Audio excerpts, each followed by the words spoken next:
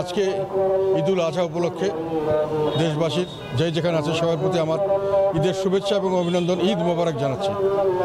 সাধারণভাবে মানুষই খুব ভালো নেই, বেশিরভাগ মানুষ অর্থকষ্টে আছে, উৎসবে সঠিকভাবে অংশগ্রহণ করতে পারছেন না এবং বিভিন্নভাবে কষ্টে দিন পাস করছেন।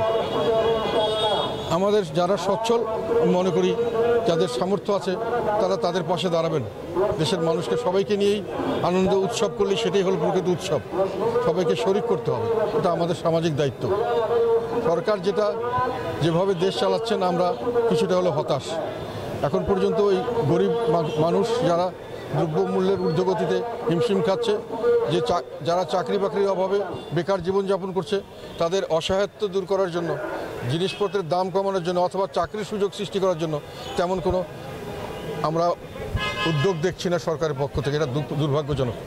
আমরা আশা করব সরকার জনগণকে বাঁচাতে এগিয়ে আসবেন এবং জনগণ যাতে সঠিক অর্থে সুন্দর একটি দেশ, যে দেশের জন্য আমরা স্বপ্ন দেখেছিলাম, বৈষম্যহীন একটি দেশ, যে দেশের সকলে মিলে আমরা অত্যাচার নিপীড়ন এর শিকার হব না কোনো সময়, সেই রকম একটি দেশের আমরা আশা করেছিলাম। সেই দেশ যেন আমরা আবার পাই, সেই দিকে সরকারকে আমি আহ্বান জানাবো সেইভাবে কাজ করতে। দেশবাসীকে আহ্বান জানাবো যে এইভাবে একত্রিত হন, যাতে করে এরকম একটি সুখী সমৃদ্ধিশালী বৈষম্যহীন একটি সমাজ আমরা গড়ে তুলতে পারি, সুন্দর দেশ নিয়ে আমরা সামনের দিকে সুখী জীবনযাপন করতে পারি।